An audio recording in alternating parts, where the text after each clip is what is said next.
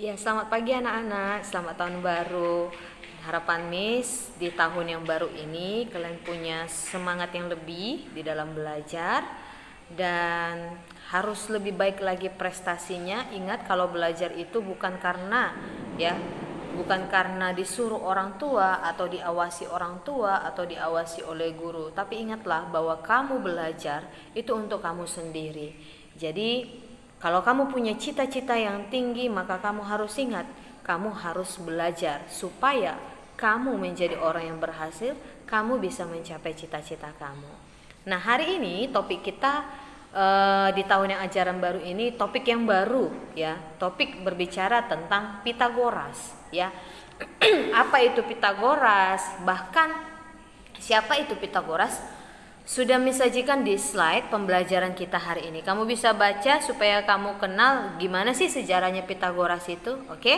Nah, jadi singkatnya saja Miss mau jelaskan bahwa Pitagoras ini ya berkaitan dengan yang namanya segitiga siku-siku.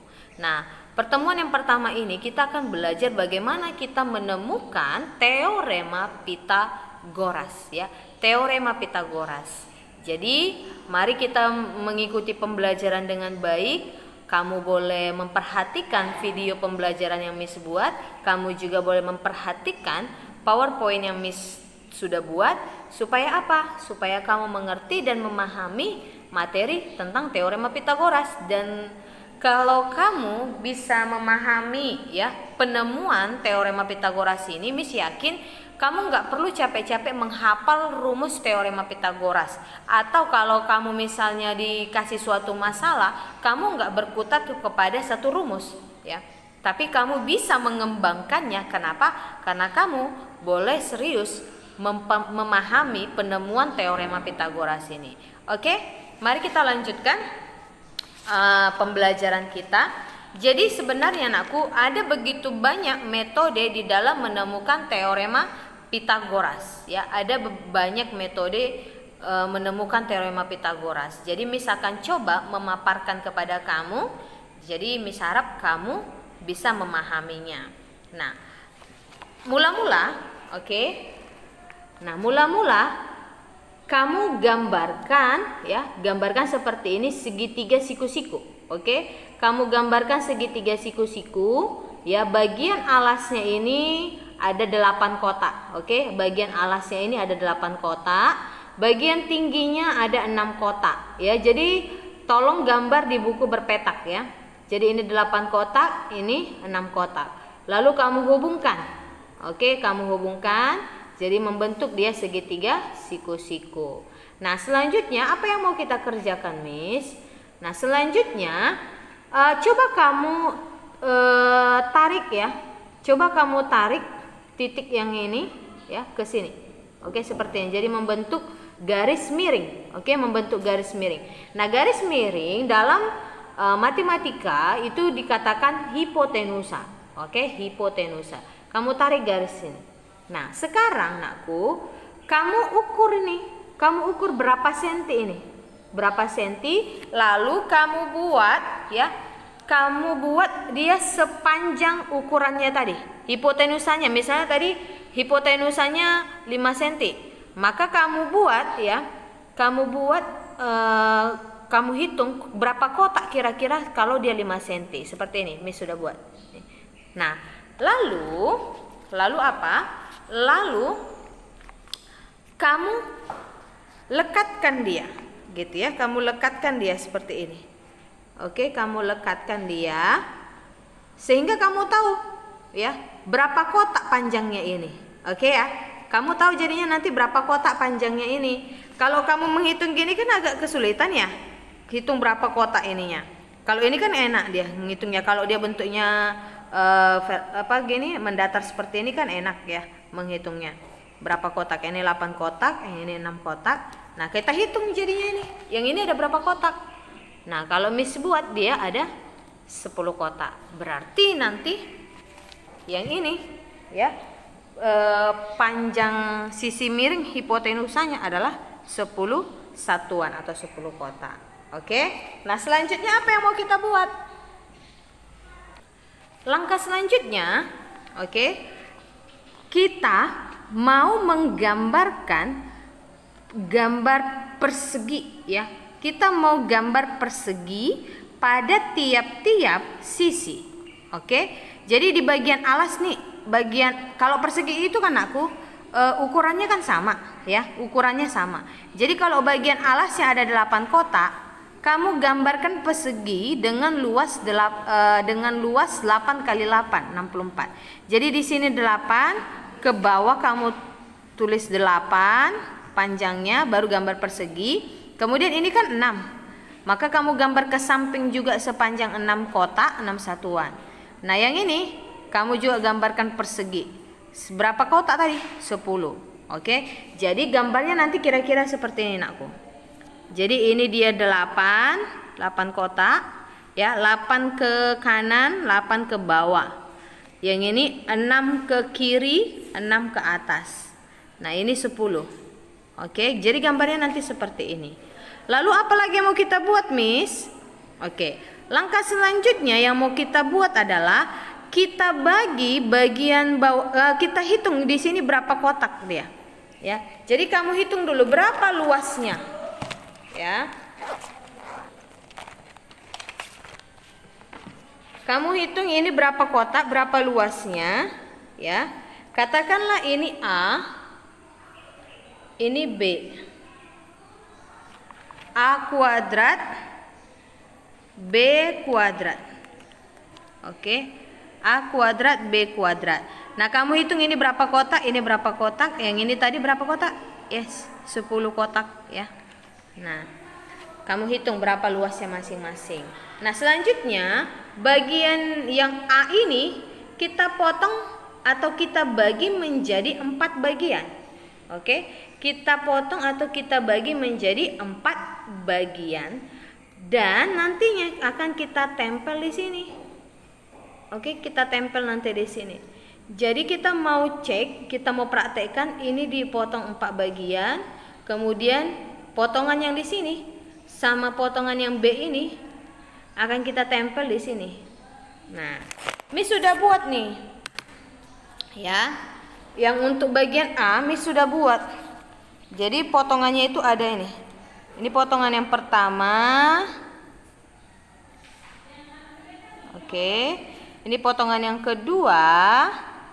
Oke. Ini potongan yang ketiga. Oke, yang ini keempat. Ya.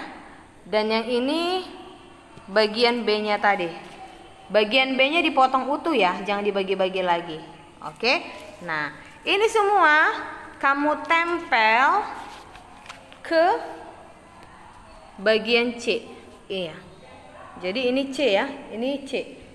C kuadrat. Oke, yang ini C kuadrat. Oke?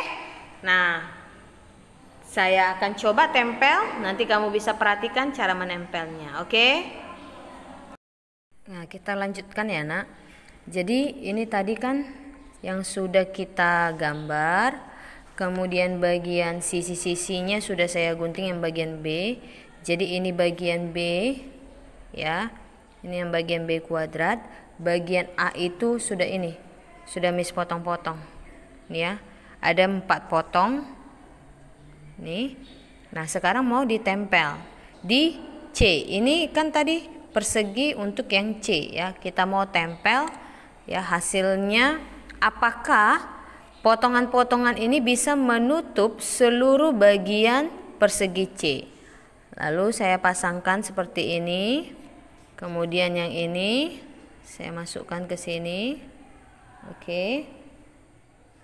Jadi kamu harus perhatikan ukuran-ukurannya supaya tidak salah ya.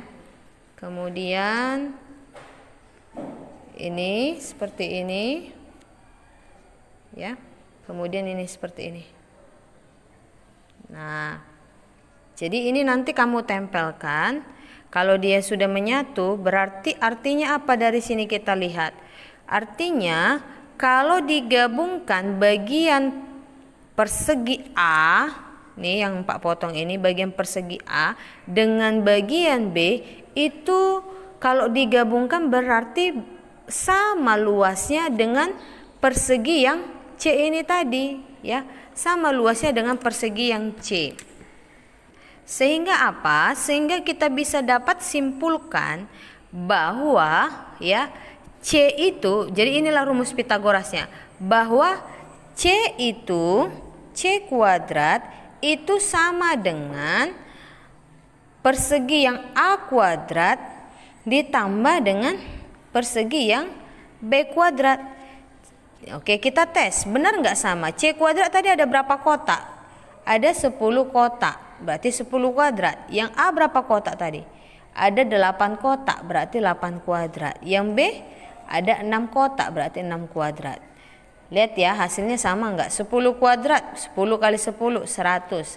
8 kuadrat, 64. 6 kuadrat, 36. Totalkan hasilnya, sama nggak? 64 tambah 36 sama dengan 100. Sama ya? Nah, jadi dari sinilah dapat kita simpulkan C ini tadi kan bagian Pitagorasnya ya. Bagian Pitagoras ya, sebentar ya. Nah, jadi ini dia kalau di PPT kita. Jadi C inilah hipotenusa sisi miringnya ya.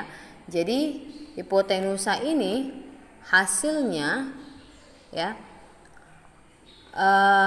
jumlah dari persegi ya, persegi bagian yang A dengan persegi yang bagian B. Oke. Sehingga dapat dikatakan kuadrat sisi miring atau hipotenusa pada segitiga siku-siku, ini sisi miring ini, sama dengan jumlah dari kuadrat masing-masing sisi siku-siku. Ini tadi kan sisi siku-sikunya ini, bagian alas dengan bagian tinggi. Jadi sekali lagi, kuadrat sisi miring sama dengan jumlah dari kuadrat masing sisi siku-siku, alas dengan tingginya. Seperti yang sudah Miss hitung tadi. Oke. Jadi Miss ingatkan lagi bahwa C-nya itu sebagai hipotenusanya kita buat. Oke, hipotenusanya. Nah, inilah J hasilnya ya. Jadi kalau mau menghitung berapa panjangnya ini ya, kalau mau menghitung berapa panjang hipotenusa, ya kamu hitung aja ini. Berapa panjang ini bagian alasnya, kuadratkan, kemudian jumlahkan dengan kuadrat dari sisi tingginya. Itulah panjang hipotenusa. Oke, maka dapat disimpulkan rumus Pitagoras adalah C kuadrat sama dengan A kuadrat tambah B kuadrat. Nah, hasilnya kalau kita masuk hitung-hitungan nanti, C kuadratnya ini kita jadikan dalam bentuk akar ini nanti. Oke, seperti mana itu? Seperti ini contohnya. Ini kan 100. Maka C sama dengan akar 100. C sama dengan akar 100 berapa? 10. Itu dia ya. Nah, metode selanjutnya bagaimana metodenya? Nih, Miss buat gambar persegi ya, secara berbentuk belah ketupat. Kemudian saya bagi menjadi 5 bagian. Nih. Ini bagian yang bagian pertama, bagian kedua, ketiga, keempat, kelima. Oke. Dengan ukuran segitiganya sama. Oke. Bagian kita tarik dari masing-masing sudut. Ya, kita tarik dari masing-masing sudut. Nih, sampai sini. Kemudian ditarik lagi masing-masing sudut sampai sini. Kemudian kita tarik dari masing-masing sudut lagi. Kemudian ditarik lagi sini. Jadi yang ini nanti harus pasti bagian yang kelima ini harus berbentuk persegi ya. 2 kotak ke samping, 2 kotak ke atas. Nah, kita mau lihat berapa besarnya ini. Kan gitu, berapa besarnya ini persegi yang di luar ini. Nah, rumusnya bagaimana? Rumusnya adalah C kuadrat itu sama dengan setengah A kali B. Kenapa setengah A kali B? Lihat, Ini kan berbentuk segitiga siku-siku. Luas segitiga siku-siku apa? Setengah alas kali tinggi.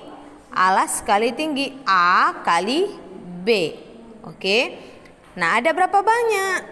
Ada 4. Nah, jadi saya tulis sebanyak 4 kali setengah alas kali B. Ditambah, lihat. Di sini kan ada persegi, ya. Berapa ukuran perseginya ini? Lihat dong, ya. Ini kan dia panjangnya tadi dari sini ke sini itu B. Oke. Maka dari panjang yang ini, oke, dari sini ke sini itu A. Maka berapa ukurannya ini? Yaitu B dikurangi A. Oke, B dikurangi A. Karena dia berbentuk persegi, berarti rumus persegi sisi kali sisi atau sisi kuadrat. Maka ditulis B kurang A kuadrat. Kita lakukan eksekusinya. 4 dikali setengah. 4 kali 1 dibagi 2 hasilnya 2. A kali B hasilnya AB. Ditambah, ini kita kalikan. Nah, masih ingat gak caranya? B kurang A kali B kurang A. Kalikan satu-satu. B kali B, B kuadrat. B dikali min A minus AB. A kali B minus AB minus A dikali minus A sama dengan positif A kuadrat. Maka bisa kita tulis B kuadrat. Udah utang AB, utang lagi AB. Yes, good. Utang 2AB tambah A kuadrat gitu ya. Makanya hasilnya ini. Oke. Nah, selanjutnya ini kan 2AB dikurangi 2AB, berarti hasilnya berapa? 0. Maka C kuadrat sama dengan B kuadrat ditambah A kuadrat. Atau supaya lebih rapi boleh kok C kuadrat sama dengan A kuadrat tambah B kuadrat. Sama ya rumusnya kayak yang tadi. Oke. Selanjutnya metode berikutnya gimana? Nih sama juga sih. Caranya sama saja. Oke. Dibagi menjadi 4 bagian segitiga, kemudian 1 bagian persegi. Caranya hampir sama. Oke, kita hitung dulu luas metode yang pertama. Setengah A kali B ini. Alas kali tinggi A kali B. Sebanyak berapa kali? 4. Ini dia. Kemudian persegi yang di dalam ukurannya C. Berarti rumus luas persegi C kuadrat. Maka dapat kita tuliskan 2 dikali A kali B tambah C kuadrat. Tahu ya dari mana 2? 4 dibagi 2. Maka hasilnya 2AB ditambah C kuadrat. Nah, kita hitung luas persegi yang di luar. Kita hitung luas persegi yang di luar. Panjangnya ini berapa? A, B. A tambah B. Maka kita tulis A tambah B kuadrat. Oke, A tambah B kuadrat hasilnya A kuadrat tambah 2AB tambah B kuadrat. Nah, luas metode yang satu harus sama dengan luas metode yang kedua. Masukkan luas metode yang satu berapa tadi? 2A ditambah C kuadrat. Luas metode yang kedua, A kuadrat tambah 2AB ditambah B kuadrat. Maka ini bisa habis. Tinggal C kuadrat sama dengan A kuadrat tambah B kuadrat. Demikianlah pembuktian untuk menentukan teorema Pitagoras. Selamat mempelajarinya.